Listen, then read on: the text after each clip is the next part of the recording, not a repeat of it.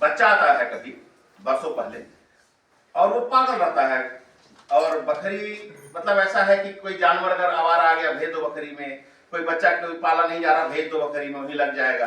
तो आया था हमारे घर खानदान में, तो वहां पर वो नौकर के ही तरह रहता था। तो उसकी कहानी कैसे उसके जीवन की थी मैं पढ़ के सुनाता हूँ आपको।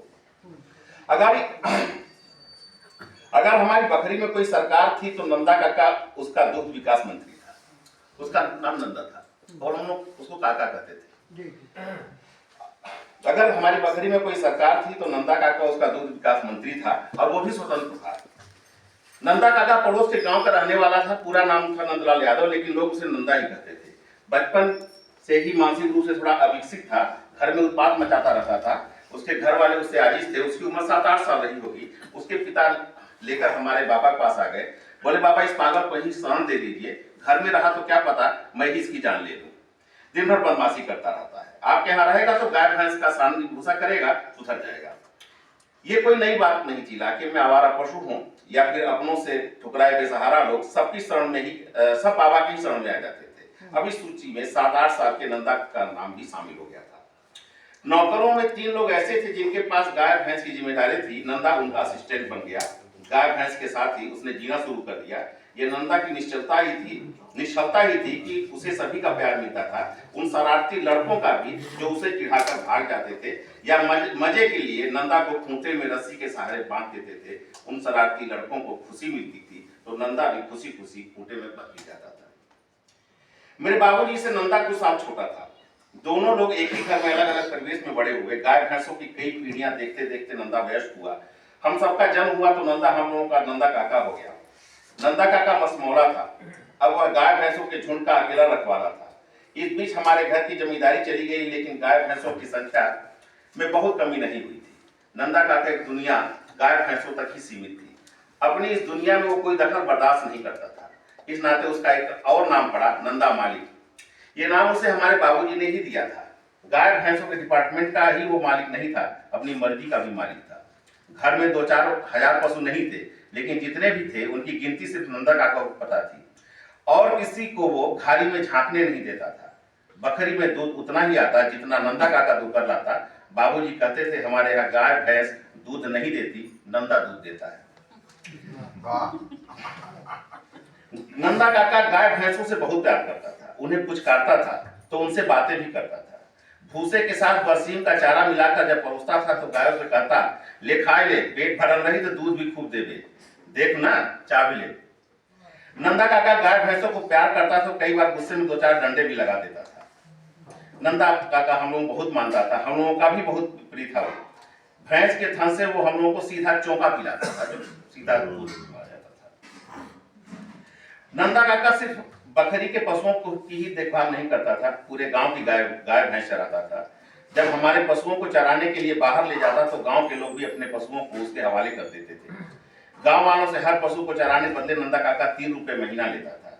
बाद में बढ़ाकर 5 रुपए कर दिया था। वो खुश भी था और पशुपालक भी। उसने अपने 2 असिस्टेंट भी रख लिए थे। गांव के 2 लड़के उसके साथ मिलकर भैंस चराते थे। नंदा काका बाग में आराम करता था। दोनों लड़के पशुओं को बाग तक ही सीमित करने में लगे रहते थे ताकि पशु कहीं खेतों में न घुस जाए। नंदा काका की कमाई भी होने लगी। मैं जारी रखूं या नहीं? नंदा काका का एक धंधा और भी चोखा चल रहा था। हमारे यहाँ गाय और भैंस दोनों के बच्चों का जवान होने पर खेती में इस्तेमाल होता था। बैल और भैंसे दोनों हल जोतते थे, लेकिन नंदा काका ने 2 भैंसे पाल रखे थे, मोटे तगड़े। ये दोनों भैंसे भैंसों के गर्भाधान के काम में आते थे। एक तो पूरे इलाके में भैंसे ज्यादा नहीं थे, ऊपर से हमारे भैंसे अच्छी नस्ल के थे, तगड़े थे। तो आसपास के दर्जनों गांव के पशुपालक भैंसों को लेकर हमारे यहाँ ही आते थे। नंदा काका प्रति भैंस 5 रुपए वसूलता था। चाहे कोई भी हो, बिना पैसे लिए वो भैंसा नहीं खोलता था। मजाल नहीं कि किसी की जो उस पर हुक्म चला सके। ऐसा भी हुआ कि कुछ लोगों ने बाबूजी से सिफारिश लगवाई। बाबूजी के पास भी उपाय यही था कि वे 5 रुपए अपने पास से देकर कहते, इसे नंदा को देकर भैंसा छुड़वा लो। तो सनकी आदमी था बिल्कुल। तो नंदा काका के पास पैसे कमी नहीं रहती थी। मौके पे मौके वो मेले हाट से ढेर सारी मिठाइयां और फल लाता और दोनों हाथों से बांटता। सच कहता हूं उसकी लाई मिठाइयों का स्वाद अब तक नहीं भूला है। कभी दशहरे का मेला लगता तो नंदा काका हम बच्चों को भी 10-5 रुपए मेला करने के लिए देता था। घर में पूरी हैसियत के साथ रहता था। हमारी भौजाइयों को, हमारी श्रीमती जी को पतोहा पतोहा कहकर बुलाता था। घर की बहुओं की मांग पर वो दूध की मात्रा बढ़ा देता था। नंदा काका प्रौढ़ था लेकिन पूरा बच्चा था। नाराज होता था तो भूख हड़ताल कर देता था। पूरा घर मनाने में जुटा, लेकिन नंदा काका टस से मस नहीं होता था। नंदा काका के मन में मेरी माँ के प्रति बहुत सम्मान था। माँ नंदा काका की भौजी थी और नंदा माँ का प्रिय नंदा देवर। अम्मा जब भी माँ को मनाती थी तो वो मान जाता, खाने के लिए उठ जाता।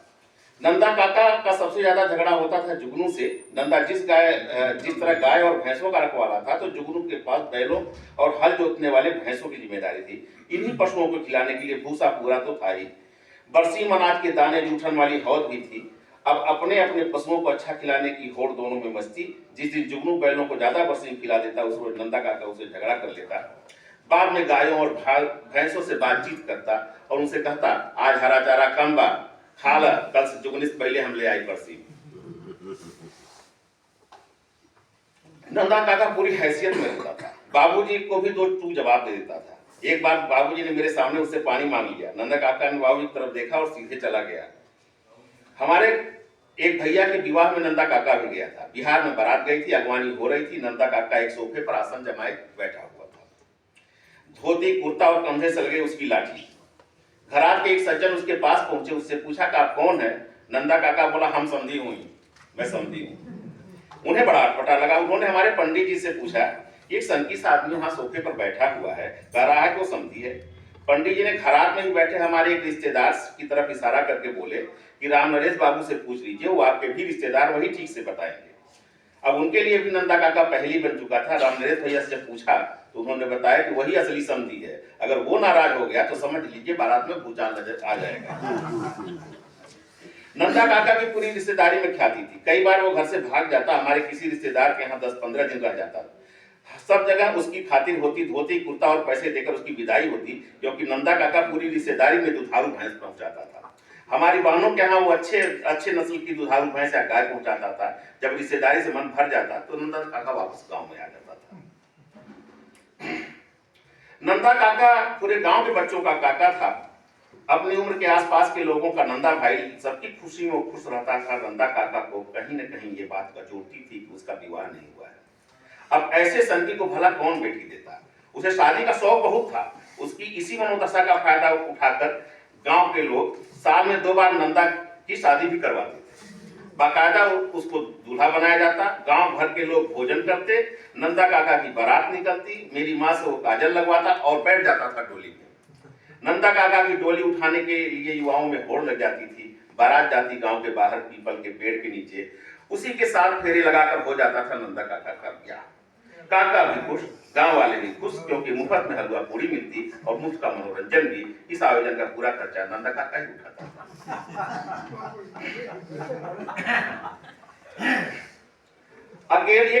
अकेला इंसान जिसे लोग इंसान मानने के लिए भी तैयार नहीं थे, उसका जीवन। नंदा काका के एकांत में भी कोलाहल था और उसे कोलाहल में भी एकांत।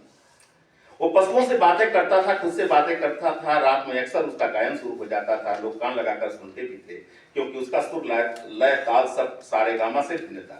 उसका गायन भी 3-4 घंटे तक चलता था। वो कोई लोक प्रचलित गीत नहीं गाता था। गीत के बोल, सुर, लय, ताल सब नंदा काका का ओरिजिनल था।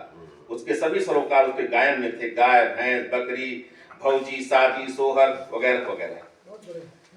उसके कुछ तरानों की पंक्तियां तो मुझे अभी याद हैं कि छगड़ी के पुछिया में रेडियो लगाए के गाना बजे में हो, और भैंसिया बाय चिल्लात हुई है एक पनुरु रे, दूध पी है बाबू मोर नंदा काका दो ही है रे। वो कुछ भी गाता रहता था ऐसे ही। न जाने ऐसे कितने गीतों का सर्जक था नंदा काका, जिसमें मनोरंजन सभी का होता था, मगर उसके गीत किसी को याद नहीं रहते थे। उसे खुद भी याद नहीं रहते थे। बढ़ती उम्र के साथ नंदा काका की शादी की आशाएं क्षीण हो चुकी थी। अब साल में 2 बार पीपल के पेड़ से शादी उसे होती नहीं सकती थी। पहले लोगों ने उसे यकीन दिलाया कि पीपल के पेड़ से शादी के बाद उसकी अपनी भी शादी हो जाएगी, लेकिन अब नंदा काका का भरोसा उठ चुका था। गांव के लोगों ने उसकी शादी की तीव्र इच्छा वाली मनोदशा का फायदा भी खूब उठाया। उसके कुछ रिश्तेदारों ने शादी के नाम पर पैसे ऐंठ लिए।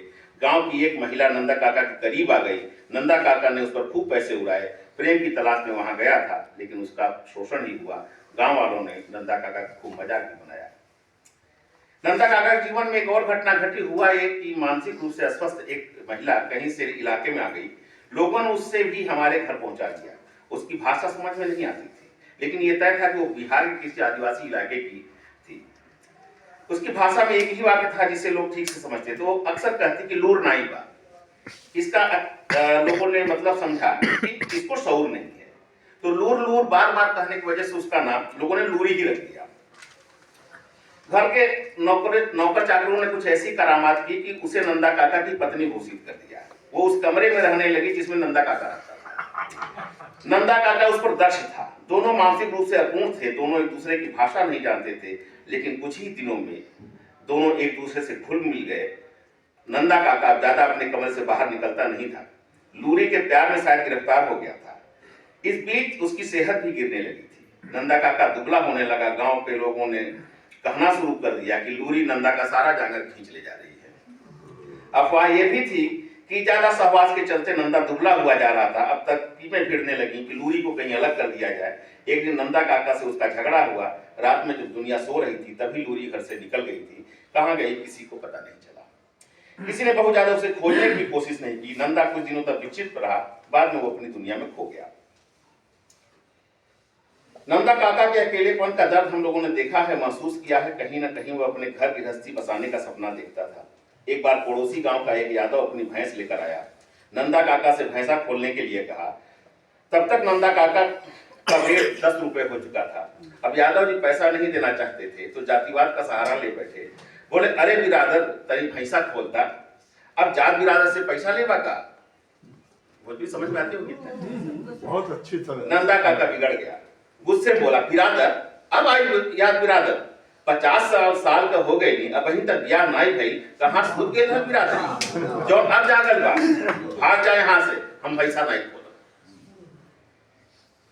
नंदा काका के जीवन जैसा भी था, लेकिन मां चाहती थी उसका अगला जन्म सुधर जाए। नंदा काका को वो धर्म के कार्य करवा लेती थी। मां उसे भागवत कथा सुनवाना चाहती थी। नंदा काका तैयार हो गया, लेकिन जब भागवत सुनने की बारी आई तो उसने मां से कहा, भौजी हम नहीं सुनत, तुम ही हमरे से भागवत सुन ला। सब कार्यक्रम तय हो गया, लेकिन नंदा काका भागवत पर बैठा ही नहीं। उसे तो अपने गाय भैंसों से ही फुर्सत नहीं थी, वही उसका धर्म था, गो सेवा ही उसकी पूजा थी। मजबूरन मेरी मां को ही भागवत पर बैठना पड़ा। एक दिन एक अटपटी बात हो गई। नंदा काका उस वक्त करीब 35 साल का रहा होगा। समय समय पर नाराज होना और खाना छोड़ना उसकी आदत में शामिल हो गया। नंदा काका रोज की तरह दूध दुहता, गाय भैंसों से बात करता, लेकिन खाना नहीं खाता था। सबको उसकी चिंता थी, मेरी मां को भी। एक बार 2 दिनों तक नंदा काका ने कुछ नहीं खाया। मां ने मनाया, समझाया, डांटा, लेकिन माना नहीं। पता नहीं मां को क्या सोची। बांस की एक छड़ी थी, उसी से 4-5 छड़ी नंदा को लगा दी। ताज्जुब की बात यह कि नंदा न सिर्फ मान गया, प्रसन्न भी हो गया। खाना खाया और पूरे गांव में उसने हंस हंस कर बताया, भौजी आज हमें मरलिन है। हमें माने लिन तब मरलिन, और अपन जान के मरलिन, अपना जान के मारी है। बहुत खुश था, समझ गई। ये अनहोनी घटना आगे चलकर मेरी मां की अनिच्छा के बावजूद नंदा काका की दवाई बन गई। 3-4 महीने में एक बार नाराज होता, कई बार तो वो मां की मार खाने के लिए ही नाराज होकर खाना पीना छोड़ देता। मां अगर पीठ पर एक हाथ मार देती तो फिर मान जाता, खाने के लिए उठ जाता। बाबूजी मां से कहते, नंदा फिर 3 दिन से नाई खेले बा, इलाज कह दे तू, नाई तो खेले बिना मर जाएगी। न जाने कौन सा सुख उसे मिलता था मेरी मां की मार से, लेकिन यह अबूझ पहेली आगे चलकर नंदा काका के लिए मुसीबत बन गई। एक बार पता चला कि बड़े भैया ने उसे 2 डंडा मार दिया है। मैं पढ़ाई के लिए पहले बनारस और प्रयागराज चला गया था। इस बीच गांव आया तो पता चला कि बड़े भैया ही नहीं, हमारे एक और भैया ने भी नंदा काका पर हाथ छोड़ा है। नंदा काका चाहे जितना भी अनशन करता, अब मेरी माँ उसे मारती नहीं थी। नंदा काका बूढ़ा हो रहा था, कभी कभार बीमार भी हो जाता। पहले उसका पेट दर्द सिर दर्द की दवा से भी ठीक हो जाता था। बुखार में उसे एक बार लोगों ने मजाक मजाक में मालाडी तक खिला दिया था। नंदा काका का बुखार उससे भी ठीक हो गया था। तब नंदा काका अक्सर पेट दर्द और कभी सिर दर्द कभी बुखार का बहाना बनाता। सच तो यह था कि उसे दवाई खाना पसंद था, इस नाते उसे दवा चाहिए होती थी। बीमारी तो बनाकर ही लाता था, लेकिन अब वो वाकई बीमार हो चला था। 1996 का साल था, मैं गांव गया हुआ था। नंदा काका मिला, दुबला हो गया था। उसने हाल चाल पूछा और फिर मुझसे 10 रुपए सुर्ती खरीदने के लिए मांगे। मैंने तुरंत पैसे दिए, लेकिन आश्चर्य हुआ कि जहां तक मुझे याद है नंदा काका ने सबको पैसे दिए हैं, मांगे किसी से नहीं। क्या उसने मुझे कमाऊ फूल समझकर पैसे मांगे, या काका किसी तंगी में है? पता किया तो मन भर आया। गांव में चारागाह खत्म हो गए थे। हमारे घर में दुधारू पशु कम हो गए थे, ट्रैक्टर आ गया था तो बैल भी नहीं थे। नंदा काका से अब गांव के लोग पशु नहीं चरवाते थे, काका को चरवाही नहीं मिलती थी। घर में भैंसे तो दो थे, लेकिन पशुओं के गर्भाधान के लिए लोग ब्लॉक में ले जाने लगे थे।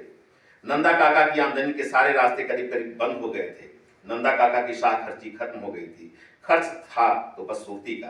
भोजन वस्त्र आवास की दिक्कत पहले भी नहीं थी, अब भी नहीं थी।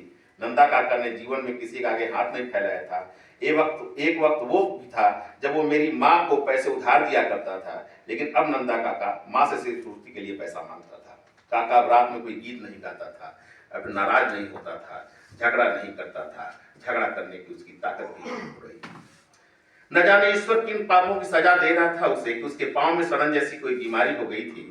दोनों पैर जमीन पर ठीक से रख नहीं पाता था, कीड़े पड़ गए थे एड़ियों में। चलता था तो कीड़े झड़ते थे, कहीं बैठकर उठे तो कीड़े पड़े मिलते थे। इसलिए उसे एक ही जगह पर लोग पड़े रहने के लिए बोलते थे। लोग घिन खाने लग गए थे।